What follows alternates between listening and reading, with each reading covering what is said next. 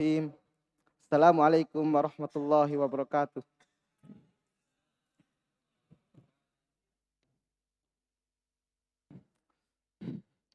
Innal hamdalillah nahmaduhu wa nasta'inuhu wa nastaghfiruh wa na'udzu billahi min syururi anfusina wa min sayyiati a'malina. May yahdihillahu fala mudhillalah wa may yudlil fala hadiyalah. Asyhadu an la ilaha illallah wahdahu la syarikalah wa asyhadu anna Muhammadan abduhu wa rasuluh. Amma ba'd. Wa qala Allah ta'ala fil Qur'anil Karim, ya ayyuhalladzina amanu taqullaha haqqa tuqatih wa la tamutunna illa wa antum muslimun. Ya ayyuhan nasu ubudu rabbakumul ladzi khalaqakum min nafsin wahidah wa khalaqa minha zawjaha wa batha minhuma rijalan katsiran wa nisaa'ah wattaqullaha alladzi tasaaluna bihi wal arham innallaha kana 'alaikum raqiba. Ya ayyuhalladzina amanu Ya ayyuhalladzina amanu taqullaha wa qulu qawlan sadida yuslih lakum a'malakum wa yaghfir lakum dzunubakum wa may yuti'illaha wa rasulahu faqad faza fawzan 'azima. Amma ba'd.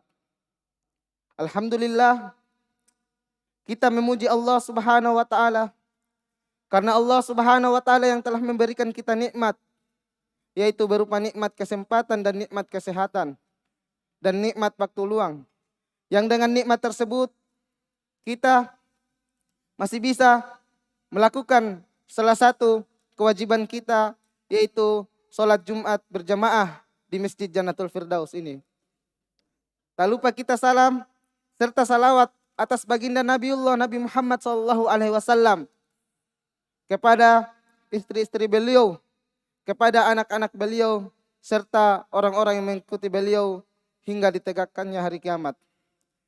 Jamaah Jumat yang semoga dirahmati oleh Allah Subhanahu wa taala, pada kesempatan malam ini kami sebagai khatib akan membawakan yaitu bahaya kesyirikan. Bahwasanya kita pernah melihat atau mendengar betapa banyak manusia di luar sana, mereka berbondong-bondong datang ke bebatuan, datang ke kuburan, datang ke pepohonan untuk berdoa kepadanya. Mereka berdoa kepada berhala tersebut agar mereka diberikan kenikmatan, agar mereka diberikan itu rezeki yang berlimpah. Namun tidak jamaah, mereka datang ke berhala tersebut hanyalah mengundang bencana, yang sebagaimana kita pernah mendengar kisah kaum Nabi Nuh alaihissalam yang kaumnya itu diazab oleh Allah Subhanahu wa taala akibat perbuatannya mereka sendiri, yaitu mereka berbuat syirik kepada Allah Subhanahu wa taala dengan cara menduakan Allah Subhanahu wa taala. Sebagaimana kita juga pernah mendengar atau melihat video yaitu gempa Palu karena akibat perbuatan mereka sendiri, yaitu melakukan kesyirikan. Ketahuilah jamaah bahwasanya kesyirikan adalah dosa yang paling besar, mengalahkan dosa zina, mengalahkan dosa mencuri, bahkan mengalahkan dosa membunuh.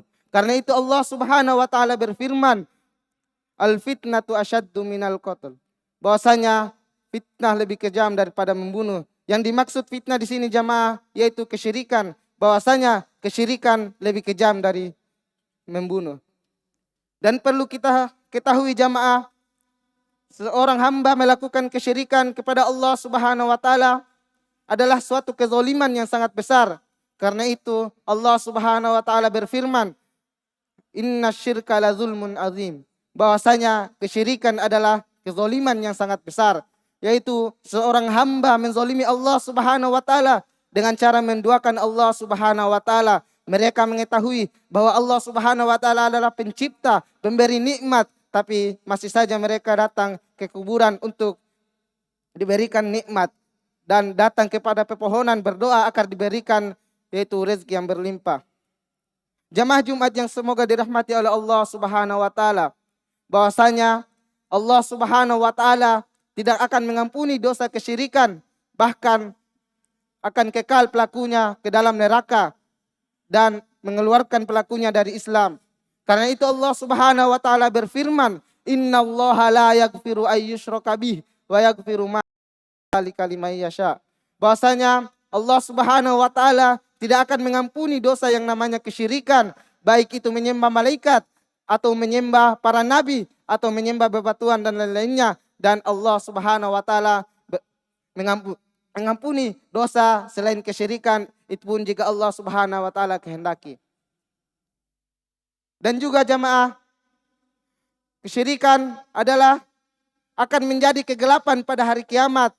Bahwasanya Rasulullah sallallahu alaihi wasallam bersabda, "Az-zulmu zulumatu yaumal qiyamah."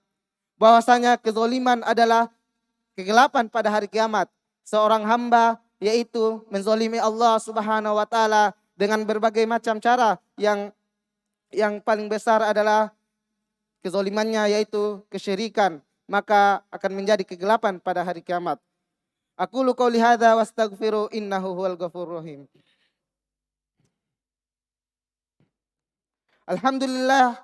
Alhamdulillahi rabbil alamin wassalatu wassalamu ala sayyidina Muhammadin wa ala alihi wa ashabihi ajmain. Jamaah Jumat yang semoga dirahmati oleh Allah Subhanahu wa taala, marilah kita yaitu kembali pada dalil yang pertama sebagaimana yang saya telah sebutkan pada khutbah yang pertama, yaitu innallaha la yaghfiru ayyushraka bihi wa yaghfiru ma duna dzalika liman yasha. Sesungguhnya Allah Subhanahu wa taala tidak akan mengampuni dosa yang namanya kesyirikan, yaitu jika seorang hamba mati dalam keadaan membawa kesyirikannya, jika ia tidak bertaubat kepada Allah Subhanahu wa taala.